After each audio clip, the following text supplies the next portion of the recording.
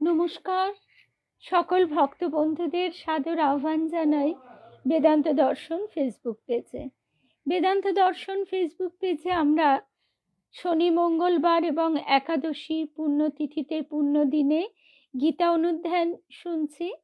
আজকে আমাদের ভগবদ গীতা ও বিশ্বজনীন বার্তা, এই যে পরম পূজনীয় স্বামী রঙ্গনাথানন্দজি মহারাজজির বইটি থেকে আমরা অনুধাবন করবার চেষ্টা করছি। সেখানে আজকে আমরা আছি দ্বিতীয় অধ্যায়, সাংখ্য যোগ। সাংখ্য এবং যোগ কিভাবে ব্যাখ্যা এবং বিশ্লেষণ করে আমাদের মতন অনধিকারীকেও মহারাজজি বুঝিয়ে দিচ্ছেন, আমরা সেটা চেষ্টা করব বোঝবার।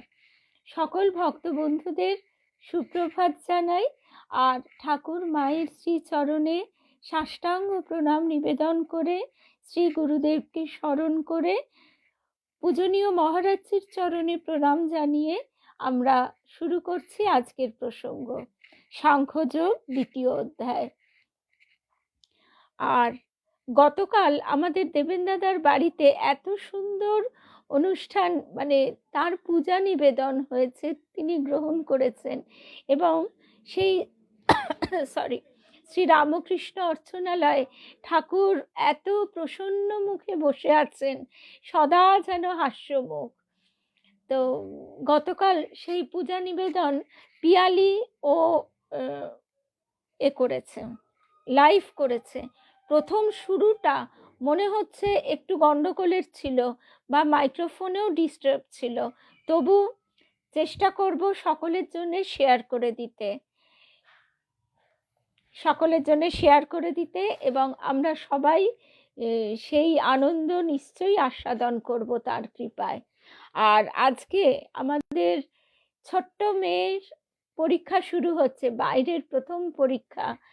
সোমার কন্যা, আমাদেরও কন্যা, তো সকলে আমরা তার জন্য বিশেষ শুভেচ্ছা এবং প্রার্থনা জানাই।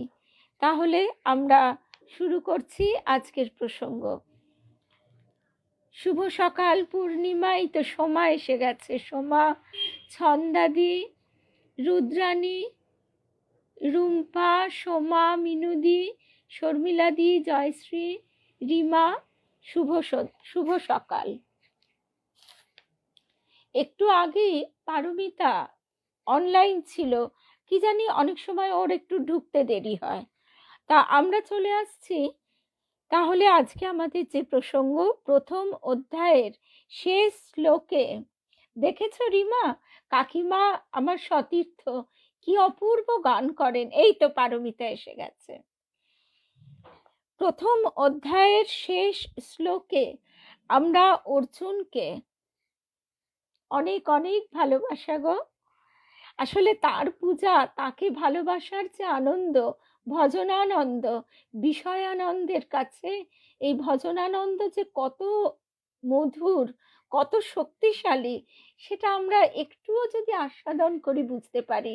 তাই কালকে বারবার আমাদের মনে হচ্ছিল, তাহলে ঠাকুর যখন দেহে ছিলেন, মা যখন দেহে ছিলেন, তখন কি কাণ্ডই না হতো, কেন সবাই ছুটে ছুটে ওইভাবে চলে যেত।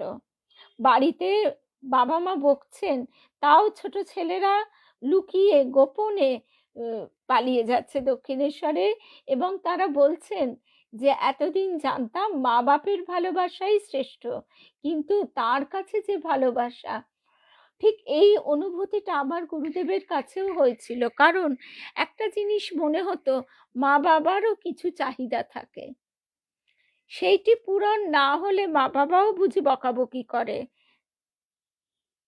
ও পারমিতাও দেখেছো, আর আমাদের পারমিতা যদিও সামনাসামনি সুযোগ হলো, চিল্কায় সকাল, আমাকে তোমার এই ছবিটা একটু পাঠাও, আমি আমার প্রোফাইলেও রেখে দেব। চিল্কায় সকাল আমার অত্যন্ত প্রিয় একটা কবিতা পারমিতার জন্যে। শুভ সকাল কেয়া, রূপা। আর কেয়া কালকে একটা কথা বলছে যে দিদি কখনো বলে না যাওয়ার জন্যে। সত্যি গো, আমার নিজের খুব খারাপ লাগে, কারণ সবাইকেই তো অনেক গোপীদের কত কষ্ট করে যেতে হতো। কালকে কি হয়েছে, এটা আমার নিজেরও হয়েছে বলে আমি নিজে জানি তো, যে কেমন এই আবেগ। রূপা আর কেয়া দুজনে চটি না পড়ে বেরিয়ে যাচ্ছে। কাকিমা বলছে এ তো সেই গোপীদের মতো। সত্যি তাই, তিনি কৃপা করে এই আবেগ, এই আনন্দ, এই ভক্তি তিনি ঢেলে দিচ্ছেন। আমাদের দেবীমা বলতেন আবেগ চলবে না। কেন চলবে না সেটা আমরা ঠিক বুঝতে পারতাম না। আমাদের মনে হয় যে আবেগ বুঝি একটা গুণ। না, আবেগ আমাদের হৃদয় চক্রের এক বিরাট বিপুল শক্তি। কিন্তু সেই শক্তি যখন জগতের থেকে প্রবাহিত হয় তখন তা কিন্তু আসক্তি, তখন তা কামনা, তার রূপ। কিন্তু তা যখন ঊর্ধ্বমুখী হয় তখন তা ভক্তি। সেই জন্যই স্বামীজি বলছেন একটা দেওয়াল, তার তো কোনো অনুভূতি নেই, তা বলে সে কি অনেক উচ্চ মার্গী? তা নয়, তার কোনো বোধই নেই। সেই রকম আমাদের এই আবেগকে মোড় ফিরিয়ে দেওয়া, তার চরণে যা কিছু সমস্ত ঢেলে দেওয়া। ও রুদ্রাণীর ছেলেরও হায়ার সেকেন্ডারি শুরু হয়েছে। এই তো সোমাকেও বলছি, রুদ্রাণী, আমাদের ছেলে মেয়েদের পরীক্ষা খুব ভালোভাবে, এই বাইরের জীবনের যে পরীক্ষাগুলি, এই হার্ডলগুলি একটা একটা করে উতরে যাক, সবাই সুন্দরভাবে উতরে যাক এবং সত্যিকারের মানুষ হয়ে উঠুক, এইটি প্রার্থনা। এইটাই তো পারমিতা। এরপর যখন আসবে তখন আমাদের আবার এই অনুষ্ঠান হবে। কারণ এই কাকিমা স্কুলে ছেড়ে দিয়ে এসেছো নিশ্চয়ই। শুরু হবে কটায়? 12টায় নাকি 11টায় বোধ হয়। এই তো 11টা বেজে গেল।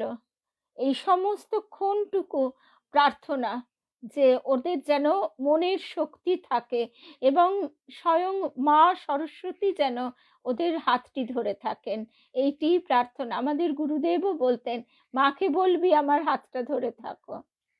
শুভ সকাল রুমাদি, শুভ্রাদি, স্মিতা, স্মিতার সঙ্গে আছো। আমাদের সব নতুন নতুন বন্ধু। কেয়া একদম হেসে গড়িয়ে যাচ্ছে। এই তো রূপা, শুভ সকাল। মধুময়, শুভ সকাল। গতকাল থেকে আমরা এই ভাবে বিভোর। আমাদের গুরুদেব তাই তো বলতেন হৃদয়কে শ্রী রামকৃষ্ণ নামের মধুতে পূর্ণ করো, সেই মধু নিজেও আস্বাদন করো আর সকলকে বিলো। এবার তাহলে আমাদের প্রসঙ্গে চলে আসি। প্রথম অধ্যায়ের শেষ শ্লোকে আমরা অর্জুনকে সম্পূর্ণ অবসন্ন হয়ে রথে বসে পড়া অবস্থায় ফেলে এসেছিলাম। ওই শ্লোকের ভাষা এই পরিস্থিতির গূঢ় ব্যঞ্জনা খুব ভালোভাবেই প্রকাশ করেছে। এই অবস্থা তো আমাদেরও পরিবারে, সংসারে, নিজেদের জীবনে ঘুরে ফিরে তো কতবার কত সময় আসে। ওই অধ্যায়ের নামই ছিল অর্জুন বিষাদ যোগ। এর শেষ শ্লোকে সঞ্জয় বলেছেন এবা মুক্তার্জুনঃ সাংখ্যে রথোপস্থ উপাবিশৎ। যুদ্ধক্ষেত্রে এই সব কথা বলে অর্জুন রথে বসে পড়লেন, রথমধ্যে যেন একেবারে ডুবে গেলেন। সাধারণত যোদ্ধা দাঁড়িয়ে দাঁড়িয়ে যুদ্ধ করে, অর্থাৎ গীতার কাব্য সুষমাও এত সুন্দর যে আমরা এর কাব্য রসটিও সবাই মহারাজজির ব্যাখ্যা ও বিশ্লেষণে আস্বাদন করছি। সাধারণত যোদ্ধা দাঁড়িয়ে দাঁড়িয়ে যুদ্ধ করে, এই ছিল সেকালের রীতি। সুতরাং তিনি রথমধ্যে একেবারে ডুবে গেলেন। কথার অর্থ হচ্ছে যুদ্ধ করবার মতন কোনো রকম তেজ, মানসিকতা, শক্তি কোনো কিছুই তার আর রইল না। বিসৃচ্য সশরং চাপম, ধনুর বাণ ফেলে দিয়ে, অর্থাৎ যে উদ্দেশ্যে যুদ্ধক্ষেত্রে উপস্থিত হওয়া সম্পূর্ণ তার বিপরীত কাজ করলেন অর্জুন। শোক সংবিঘ্ন মানসঃ, অর্থাৎ শোকে বা অবসাদে ভারাক্রান্ত মন নিয়ে। এই হচ্ছে অর্জুনের মানসিক অবস্থা। এই জায়গা থেকে আমরা শুরু করছি দ্বিতীয় অধ্যায়। শুভ সকাল, সকল ভক্ত বন্ধুদের শুভ সকাল জানাই। আর আলাদা চিনুদি, বিলাসপুরের দিদি, আর আলাদা আলাদা করে বলছি না, আবিরাও আছে আজকে। শুভ সকাল শুভ্রা, সর্বরিদি, শুভ সকাল। এবার অর্জুনের মনের এই অবস্থায় ও যুদ্ধ থেকে বিরত হওয়ার সপক্ষে নানা যুক্তি প্রদর্শনে শ্রীকৃষ্ণের মধ্যে কি প্রতিক্রিয়া দেখা দিল। কিছু কিছু যুক্তি আমাদের মনেও কিন্তু সাড়া জাগায়। জগতে কোথাও কেউ এখন যুদ্ধ চায় না, তাই মানে শুভ বুদ্ধি সম্পন্ন কেউ যুদ্ধ চায় না। তাই অস্ট্রেলিয়া, আমেরিকা ও ইউরোপে স্বামী রঙ্গনাথানন্দজি মহারাজ বলছেন, তারা এই যখন ডিসকোর্স চলে তখন কিন্তু তারা বলছেন যে লোকে আমায় প্রশ্ন করেছিল, মনে হয় অর্জুন শ্রীকৃষ্ণের থেকে ভালো, তিনি শান্তি চান, যুদ্ধ চান না। শ্রীকৃষ্ণ তাকে যুদ্ধের প্ররোচনা দিচ্ছেন। এই পরিস্থিতি আমরা কিভাবে স্বীকার করতে পারি? তখন স্বামী রঙ্গনাথানন্দজি মহারাজ বলছেন, আমি বলেছিলাম সে কথা সত্যই বটে। অর্জুন শান্তির, অহিংসার, করুণার কথা বলেছেন, আর শ্রীকৃষ্ণ অর্জুনকে এই মূল্যবোধ ছেড়ে দিয়ে যুদ্ধ করতে আহ্বান করেছেন। কিন্তু এর অর্থ কি? অর্জুনের মনের অবস্থা কি রকম? অর্জুন সেই মানসিক অবস্থায় তার ভিতরে গুণ ও ধর্ম বলে কিছু কি রাখতে পেরেছিল? দুর্বলতা কি একটা ধর্ম? স্নায়বিক অবসাদ কি একটা সদ্গুণ? এই প্রশ্নের উত্তর আমাদের জিজ্ঞাসা করতে হচ্ছে। গুণধর্ম শক্তিমান, কঠিন উপাদান দিয়ে তৈরি, বলছেন শেক্সপিয়ার। কঠিন উপাদান দিয়ে তৈরি ওই অবস্থায় অর্জুনের মধ্যে আর সেই গুণাবলী কিছুমাত্র অবশিষ্ট ছিল না। তিনি কেবল মন্ত্রের মতো প্রেম, করুণা, অহিংসা প্রভৃতি ভাবের কথাগুলি ভাবের ঘোরে উচ্চারণ করে চলেছেন, কিন্তু তার নিজের অবস্থা ছিল অত্যন্ত শোচনীয়, যাকে আজকালকার ভাষায় বলা হয় মানসিক বিপর্যয়। শুভ সকাল পিয়ালি, বিলাসপুরের দিদি, শুভ সকাল। শ্রীকৃষ্ণ তার দিকে তাকালেন, গীতার কথায় স্মিত হাস্যে তার সঙ্গে আরম্ভ করলেন। আমরা এই কথাটার সঙ্গেও পরিচিত, নার্ভ ফেল করে যাওয়া, নার্ভ হারিয়ে ফেলা, অর্থাৎ কোনো রকম সিদ্ধান্ত নেওয়ার ক্ষমতা তো দুরস্ত, এমনকি তখন তার নিজের সামান্যতম শক্তি বলেও কিছু থাকে না। মৃত্যু বরণ করতে হলেও বীরের মতো যুদ্ধক্ষেত্রে মৃত্যু বরণ করার কথাই কিন্তু আমাদের সবসময় বলা হচ্ছে। অন্তত প্রতিরোধ করবার মতন শক্তি, মানসিক বল, এটি যেন আমাদের কখনো না হারায় কোনো ক্ষেত্রে। এবং এই যুদ্ধ মনে রাখতে হবে যে শুধুমাত্র বাইরের শত্রুর সঙ্গে নয়, আমাদের অন্তরের শত্রুর সঙ্গেও। শ্রীকৃষ্ণ তার দিকে তাকালেন, স্মিত হাস্যে তার সঙ্গে কথা আরম্ভ করলেন। শুভ সকাল ভবানীদি। কিভাবে এই মানুষটিকে তার নিজের প্রকৃত মানসিক অবস্থায় ফিরিয়ে আনা যায়? তিনি তো এরকম ছিলেন না। উপরন্তু এই অবসাদ, এই দুর্বলতা, এই আত্মবিশ্বাসের সম্পূর্ণ নিষ্ক্রমণ, মানে আত্মবিশ্বাস বলে তার আর কিছুই নেই, এই অবস্থায় ইনি একেবারে বিপর্যস্ত হয়ে পড়েছেন। ধর্ম নিশ্চয়ই কঠিনতর বস্তু দিয়ে তৈরি। হঠাৎ নেতাজির কথা একটা মনে পড়ে যাচ্ছে। কদিন আগেই পুত্রের সঙ্গে তাই আলোচনা হচ্ছিল যে এই যে নার্ভ ফেল করে যাওয়া, সাবমেরিনের ভেতর কি বদ্ধ, কি অদ্ভুত একটা পরিস্থিতি, তার ভেতরে দিনের পর দিন সেখানে থাকা এবং তার ব্রেনকে কতখানি কাজ করিয়ে যাওয়া। আমরা নেতাজির কথা যদি এতটুকুও চিন্তা করি, এতটুকুও যদি শুভ সকাল ভক্ত বন্ধুদের জানাই, তো এতটুকুও যদি চিন্তা করি আমরা কিছুটা অনুভব করতে পারবো। এবং যে কোনো মুহূর্তে প্রতিপক্ষ শত্রুপক্ষের আক্রমণ হতেই পারে।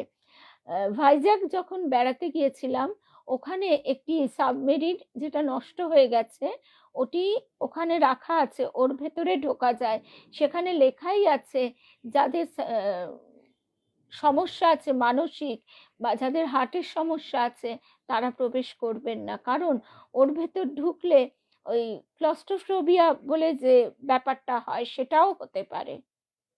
এ এক ভয়ঙ্কর অবস্থা, আমরা বোধহয় বুঝতেও পারি না। আচ্ছা, এখানে শ্রীকৃষ্ণ সেই জন্য কি বলছেন, যে চরিত্র এবং ধর্ম তোমার যে অবস্থা এখন তার থেকে কঠিনতর বস্তু দিয়ে তৈরি, অহিংসা আরো কঠিনতর বস্তু দিয়ে তৈরি।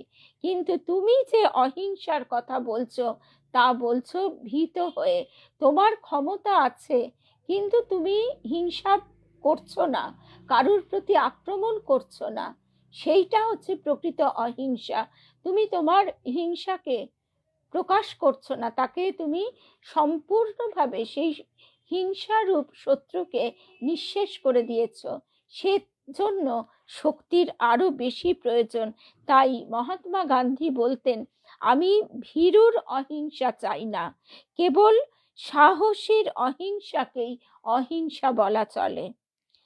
আমি দায়ে পড়ে, এই কথাটা দেবী মা একদিন বলেছিলেন, যে আমরা অনেক সময় অনেক মানুষকে অনেক কিছু করতে দেখি, আমরা তখন তাকে ভাবি যে সে কত সহ্যশীল, ধৈর্যশীল। আমি একজনকে সেটা ভাবতাম, এবং সেই প্রসঙ্গেই দেবী মা আমাকে এই কথাটি বলেছিলেন। এবং পরবর্তীকালে যখন জীবন হচ্ছে এক মস্ত বড় শিক্ষক, তো পরবর্তীকালে তার আচরণে দেবীমার কথাগুলি একেবারে ফুটে উঠল জল জল করে। দেবীমার কথা বিশ্বাস করব বলে মাথা পেতে নিয়েছি, কিন্তু ওই বিশ্বাসেরও অনেক স্তর আছে। সেই গভীরতর স্তরে তখন সে কথাটা কিন্তু পৌঁছয়নি। দেবীমা বলেছিলেন, তুমি যার কথা বলছো সে কিন্তু আদতে তার মানসিকতা, তার স্বভাবটা ভালো নয়, সে দায়ে পড়ে সহ্য ধৈর্য প্রকাশ করছে। পরবর্তীকালে তার ভিতরে সেটা প্রতিহিংসা রূপে পরিস্ফুট হলো, অর্থাৎ যখন সে সুযোগ পেল সে তখন প্রতিহিংসা পরায়ণ হয়ে উঠল। সুতরাং অহিংসার ব্যাখ্যাটা আমরা বুঝতে পারছি। শ্রীকৃষ্ণ অর্জুনের দিকে তাকিয়ে দুটি বিখ্যাত শ্লোকে তাকে তিরস্কার করলেন। শ্রীকৃষ্ণ তাকে বুঝিয়ে দিলেন, যা কিছু তিনি সত্য বলে মনে করেছেন তা সত্য নয়। রুগ্ন দুঃখে উদ্বিগ্ন মন দিয়ে কেউ নিজেকে ঠিকঠাক বিচার করতে পারে না, সেখানে অপরকে বিচার করার দুরস্ত। দুঃখে উদ্বিগ্ন মন বিচার শক্তি হারিয়ে ফেলে। শান্ত ও স্থির হলে তবেই আপন মনের অবস্থা ভালো বোঝা যায়। তাই দ্বিতীয় অধ্যায়ের এই অংশটি গীতা পাঠের পক্ষে অত্যন্ত গুরুত্বপূর্ণ। শ্রীকৃষ্ণ আমাদের শিক্ষা দিচ্ছেন, জীবন যুদ্ধ থেকে পালাতে নেই। মনে করো কারো বাড়িতে ঝামেলা চলেছে, আর সে তার প্রতিকার না করে পালালো কাশিতে। তখন কিছু লোক তাকে বলবে, আহা তুমি কি চমৎকার, তোমার কত বৈরাগ্য। কিন্তু শ্রীকৃষ্ণ তা বলবেন না। ঠাকুর এইটি কি সুন্দর গল্প করে বুঝিয়ে দিয়েছেন। ঠাকুর বলছেন যে তোমার মাখ ছেলে, সে কি তুমি এখানে মন্দিরে বসে বসে ঠাকুর নাম করছো, আর তাকে কি ওপাড়ার লোকে এসে খাওয়াবে? তারপরে আরো বলছেন, সেটি আরো ঠিক এরই ব্যঞ্জনাটি ধরে যাতে আমাদের সহজে মনে থাকে, বলছেন যে সে লোকটা যখন আর সংসারের এইসব খরচাপত্র ঝুট ঝামেলা সামলাতে পারলো না, সে চলে গেল কাশিতে। আহা, লোকে তাকে বলতে লাগলো, দেখেছো এ কিরম সংসার ত্যাগ করলো। দুদিন পরেই তার চিঠি এলো, আমার একটি কর্ম লাভ হয়েছে, আমি কদিনের মধ্যেই ঘরে ফিরছি। তো এই হচ্ছে অবস্থা। তাই তার জন্য স্বামী রঙ্গনাথানন্দজি মহারাজ বলছেন, তার জন্য তুমি নানা যুক্তি দেখাতে পারো, অনেকে তা করেও, কিন্তু শ্রীকৃষ্ণ বলছেন তুমি দুর্বল, তোমার কর্তব্য করছো না, কর্তব্যকে তুমি পাশ কাটিয়ে যাচ্ছ। মানুষের মনুষ্যত্ব, নৈতিকতা, বিবেক ভুললে চলবে না। তাই জীবনে এই সব সমস্যা আসে। আর শ্রীকৃষ্ণ স্বামী বিবেকানন্দের মতো লোক আমাদের বলেন, যাও এই সমস্যার সম্মুখীন হও, ভেতর থেকে নতুন নতুন শক্তিকে জাগিয়ে তোলো। এইভাবেই আমাদের জীবনে ইতিবাচক দৃষ্টিভঙ্গি গড়ে ওঠে, আর আমাদের মন হয়ে ওঠে অচঞ্চল ও স্থির সংকল্প। তখন সব বিষয় পরিষ্কারভাবে দেখা যায়। আমরা যদি শুভ সকাল আলো, আমরা যদি এই আমাদের দেশের স্বাধীনতার সময়কার কথাটা একটু পর্যালোচনা করি, তাহলেই বুঝতে পারবো যে সেই সেই স্বাধীনতা সংগ্রামী ছেলে মেয়ে, তারা নিজেদের কিভাবে বিসর্জন দিয়েছেন, কিভাবে আত্মত্যাগ করেছেন। তারা যদি ঘরে বসে নিজেদের সুখ, নিজেদের শুধু আরামটুকু, শান্তিটুকু খুঁজতো, তাহলে আজকে আমরা কোথায় দাঁড়িয়ে থাকতাম। এইটা কিন্তু ভুললে চলবে না। আমরা যেন অকৃতজ্ঞ না হই। আমাদের গুরুদেব সব সময় বলতেন, অকৃতজ্ঞ হইও না। বিশেষ সময়ে কি তোমার কর্তব্য। শুভ সকাল জয়িতা, সেটি তোমাকে খুঁজে পেতে হবে। অর্জুন ভ্রান্ত হয়েছিলেন, তিনি অবসাদগ্রস্ত। সে অবস্থায় তার বিচারের কোনো মূল্যই থাকতে পারে না। আর তাই সঞ্জয়, আমরা শুনছি ধৃতরাষ্ট্রকে যিনি বলছেন, সেই সঞ্জয় দ্বিতীয় অধ্যায় এই বলে শুরু করছেন, সঞ্জয় উবাচ তং তথা কৃপয়াবিষ্টমশ্রুপূর্ণকুলেক্ষণম তং তথা কৃপয়াবিষ্টমশ্রুপূর্ণকুলেক্ষণম বিষীদিন্তমিদং বাক্যমুবাচ মধুসূদনঃ। মধুসূদন বলছেন, অর্থাৎ শ্রীকৃষ্ণ বলছেন, ইদম বাক্যম, এই কথা উচ্চারণ করছেন। কাকে বলছেন? অর্জুনকে। আর সেই অর্জুনের অবস্থা কিরকম? বিষীদন্তম, অর্থাৎ গভীর শোকাপন্ন, কৃপয়াবিষ্টম, দয়ার্দ্র চিত্ত। অর্জুনের অবস্থা করুণার যোগ্য, শোচনীয়। উপরন্তু অশ্রুপূর্ণকুলেক্ষণম, অর্জুনের চোখ দিয়ে জল পড়ছে। এগুলি কখনোই স্থিরতা বা সাহস বা সবলের লক্ষণ নয়। এই অবস্থায় অর্জুনকে শ্রীকৃষ্ণ এ কথাগুলি বললেন। অর্জুনের অস্বাভাবিক মানসিক অবস্থা লক্ষ্য করা গেছে, তাতে যথেষ্ট রোগ লক্ষণ ছিল, সুস্থতার অভাব। প্রথমে তাই আমাদের জানতে হবে, কোনো সমস্যা নিয়ে কাঁদা বা বিলাপ করা সুস্থ অবস্থার লক্ষণ নয়। সমস্যা যদি নিয়ন্ত্রণের বাইরে হয়, তখন কান্না বা বিলাপ এসে যায়। স্বাভাবিকভাবেই শ্রীকৃষ্ণের প্রত্যেকটি কথা কত বাস্তবোচিত, কত প্র্যাকটিক্যাল, আমাদের এই অবস্থায় এসে যায়। কিন্তু যদি পারো এই সমস্যার মুখোমুখি হতে চেষ্টা করো। এক এক সময়ে সমস্যার সম্মুখীন হওয়া যায় না। বিবেকানন্দ বলছেন, সমস্যার সঙ্গে আমি লড়ব অথবা পালাবার পথ দেখব। পালানো দোষের নয়, যদি লড়াই করার যথেষ্ট চেষ্টা হয়ে থাকে। অর্থাৎ আগে তোমাকে লড়াই করতেই হবে। এইটি হচ্ছে ইতিবাচক ইতিবাচক মনোভাব। শ্রীকৃষ্ণ এই মনোভাবই অর্জুনের কাছে ব্যক্ত করছেন। আর এই প্রসঙ্গে তিনি সকল মানুষের জন্য এক বিস্ময়কর জীবন দর্শন ব্যাখ্যা করবেন। আমাদের লোকেদের মধ্যে কেউ হয়তো অর্জুনকে বলবেন, তুমি যা বলেছ তা সত্য, তুমি বাড়ি যাও, দরিদ্রের বেশ পরে বাড়ি বাড়ি ভিক্ষা করো ও সন্ন্যাসীর জীবন যাপন করো, কিন্তু সমস্যা থেকে দূরে পালিয়ে গেলে তার সমাধান হবে না, কারণ সমস্যা তোমার পেছনে ধাওয়া করবে। তোমাকে কোনো না কোনো সময়ে সমস্যার সম্মুখীন হতেই হবে। কি চমৎকার ভাবই না প্রকাশ পাচ্ছে শ্রীকৃষ্ণের এই শ্লোকে।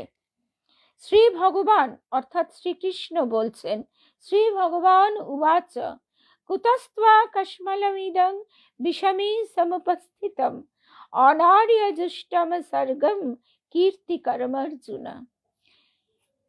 এটি সহজ সংস্কৃতেই বলা হয়েছে, কিন্তু এর অর্থ গভীর।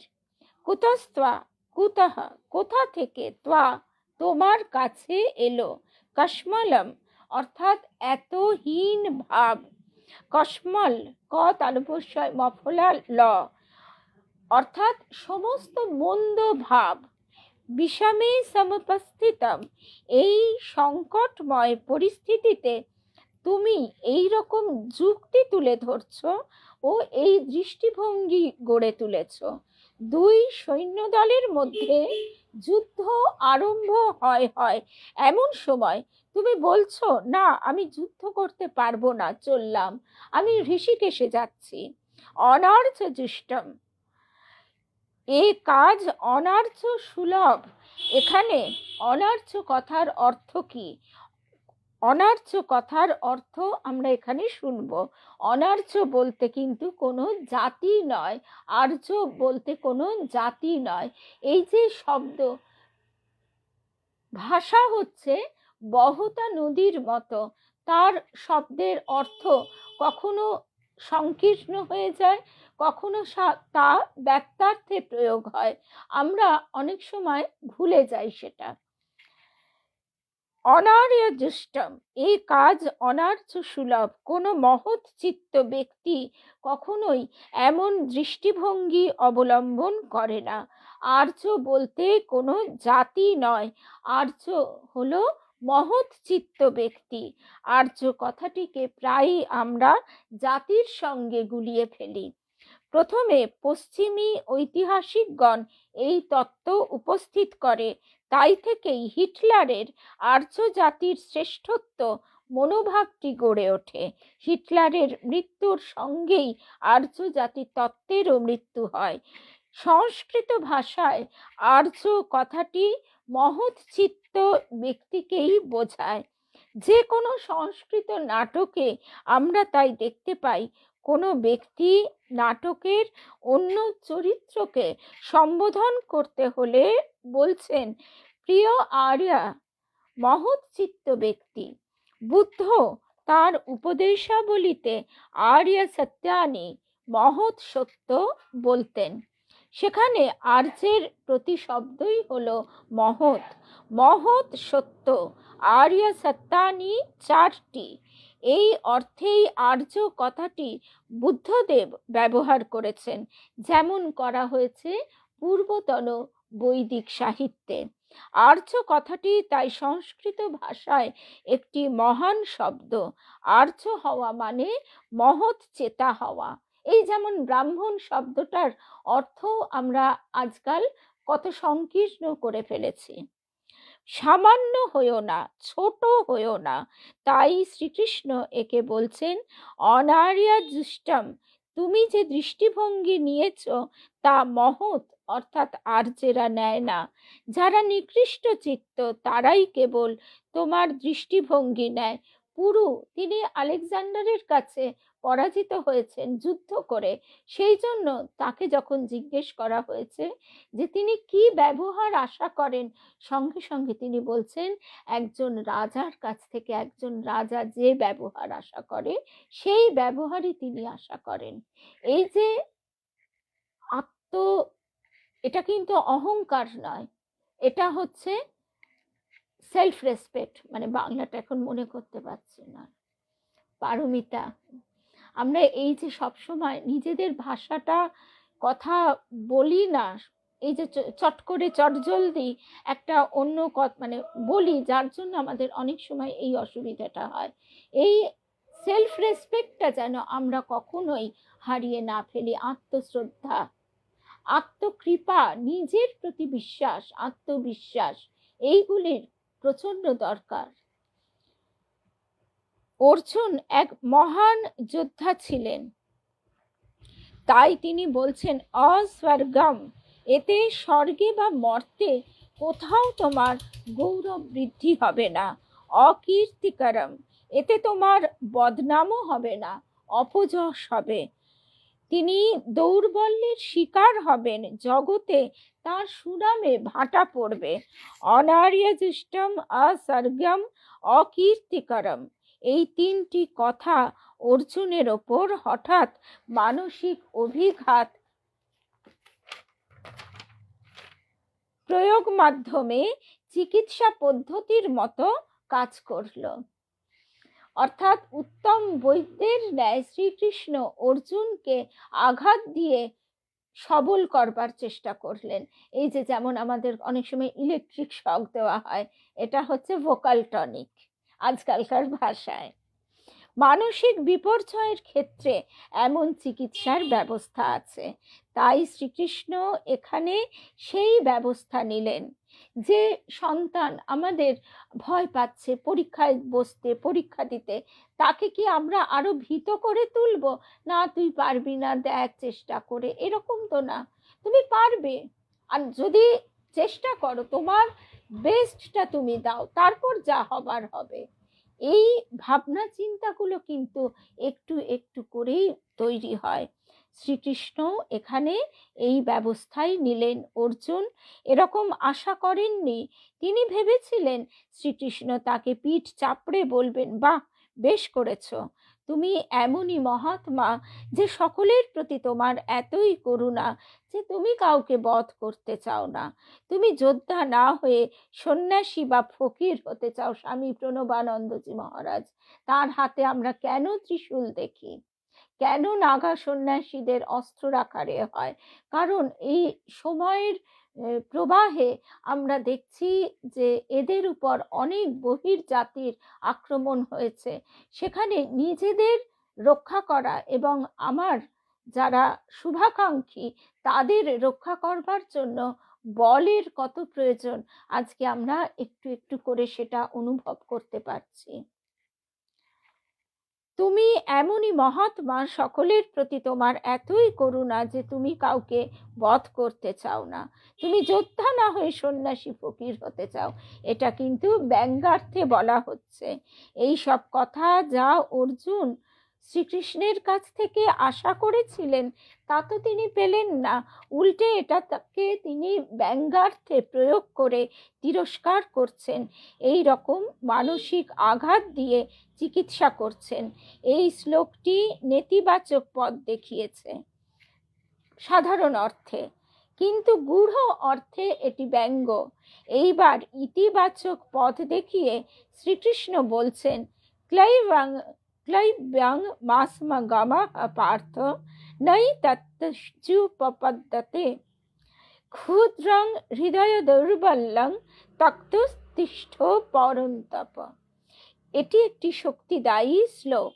ক্লৈব্যং মাসমগমঃ পার্থ নৈ তচ্চুপপদ্যতে, ক্ষুদ্রং হৃদয় দৌর্বল্যং তক্তুস্তিষ্ঠ পরন্তপ। ক্লৈব্যম অর্থাৎ ভীরুতা, দুর্বলতা, সম্পূর্ণ শক্তিহীনতা, যাতে কোনো পৌরুষ নেই। মাসমগমঃ পার্থ, হে অর্জুন, এই হীনমন্যতার ভীরুতার শিকার হয়েও না। কেন? নই তত্ত্বই উপপদ্যতে, এ তোমাতে শোভা পায় না। তুমি এত বড় বীর, তুমি এত মহান, এত বড় বীর, তুমি এত মহান, এত বিরাট, তোমার এরকম ব্যবহার উপযুক্ত নয়। কি চমৎকার ভাব! এইবার স্বামী রঙ্গনাথানন্দজি মহারাজ বলছেন, আমি যখনই শ্লোকের এই অংশটি পড়ি, এই চমৎকার ভাবটি আমার পছন্দ হয়, শিশুদের বলবার উপযুক্ত, এটি তোমায় মানায় না। আগেই আমরা যদি ভাবি, অনেক পিতামাতা বলেন, তোর দ্বারা কিচ্ছু হবে না, টিচাররাও বলেন তোর দ্বারা কিচ্ছু হবে না, যা খেলে বেড়াকে যা। বা অনেক সময় বলে, ওই তুই কি, আমার নিজের কানে শোনা বলে, একজন তার সন্তানকে শাসন করছেন, তুই লোকের বাড়ি বাথরুম পরিষ্কার করবি। এগুলো মানে কি ধরনের শাসন! এবার সেটি কিন্তু সে শিশু, একদম ছোট, একদম 2, 3, 4-এ পড়া, এরকম ঠিক মনে পড়ছে না এখন, এইরকম একটা বাচ্চাকে শাসন করা হচ্ছে। পরবর্তীকালে সেও তার বাবাকে কিন্তু উল্টে এই কথাটাই বলবে, যে তুমি তো বুড়ো হয়েছে, তোমার দ্বারা কিচ্ছু হবে না। এইটাই আমরা নিজেদের বিচার বিশ্লেষণ না করে, নিজেদের অহংকার, দুর্বলতা, ক্রোধ, বিদ্বেষ, এই যত রিপুর দ্বারা একেবারে তালগোল পাকিয়ে আমরা ভাবছি সন্তানকে শাসন করছি। সন্তান গঠন করা কিন্তু অত্যন্ত কঠিন একটি কাজ। তো স্বামী রঙ্গনাথানন্দজি মহারাজ তাই বলছেন, সাধারণ এই যে এটি তোমায় মানায় না, এই কথাটি শিশুদের ক্ষেত্রে প্রযোজ্য শিক্ষানীতি রূপে তাদের অভিভাবক ও শিক্ষকদের কাছে অবশ্যই গ্রহণীয়। সাধারণভাবে নরনারীর পরস্পর কাজকর্মের ক্ষেত্রেও এই কথাগুলি প্রযোজ্য। আমরা কাউকে খুব রাগ দেখাতে দেখলাম, তাকে আমি আরো যদি রাগ দেখাই, তাহলে সেই রাগ কিন্তু প্রশমিত হবে না, সেটা আরো বৃদ্ধি পাবে। তখন তাকে সময় দেবার পর যদি আমরা এভাবে বলি, নরনারী পরস্পরের কাজকর্মের ক্ষেত্রেও যদি বলা হয় এ ব্যবহার আপনার শোভা পায় না, তাহলে তার রেজাল্ট একদিনে না হোক বারে বারে যদি আমরা এইটি প্রয়োগ করতে পারি, তাহলে দেখা যাবে তার পরিবর্তন, রূপান্তর বাধ্য।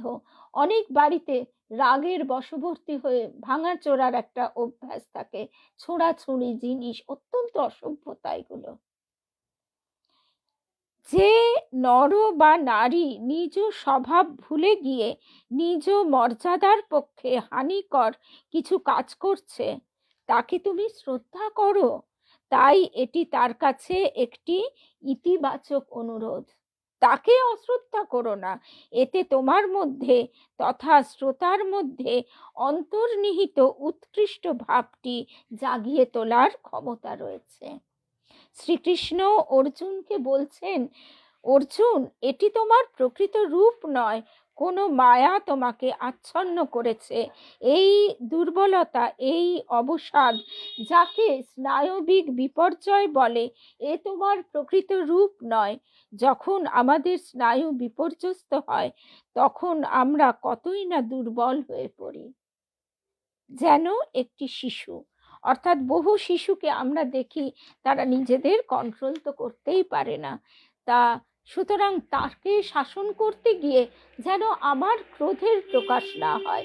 আমরা যে সময় সন্তানকে শাসন করেছি, সেই সময় কিন্তু আমাদের এই বোধগুলো ছিল না, কিন্তু কষ্ট পেতাম। আজকে আমরা এই বোধে উন্নীত হচ্ছি। তাকে মারা বা নিজের রাগটা তার উপর ফলানো, এই ভুলগুলো তো আমাদের হয়ে থাকে, আর যেন না হয়। এই যত বিচার বিশ্লেষণ আমরা নিজেদের করতে পারবো, ততই আমাদের ভেতর থেকে আমাদের সদ্গুণগুলো প্রকাশিত হবে, এবং তার আলোয় আমাদের আশপাশটাও আলোকিত হবে। এই জন্যই একটু একটু করে আমাদের গীতায় প্রবেশ করবার চেষ্টা। জয় রাম।